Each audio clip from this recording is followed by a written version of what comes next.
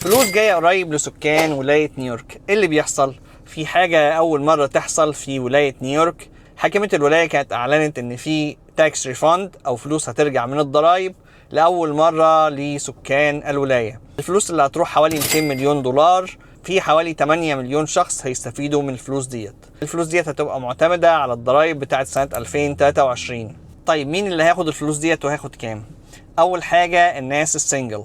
لو دخلك أقل من 75,000 دولار فهيرجع لك 100 دولار. لو دخلك أكتر من 75,000 دولار لغاية 150,000 دولار هيرجع لك 150 دولار. طيب الناس المتجوزين وبيفايلوا مع بعض، لو الدخل أقل من 150,000 دولار هيرجع لهم 400 دولار. لو الدخل من 150,000 دولار لغاية 300,000 دولار هيرجع لهم 300 دولار. طيب الناس المتجوزين ولكن كل واحد بيفايل لوحده، لو الدخل أقل من 75,000 دولار في الحالة ديت هيرجع 200 دولار.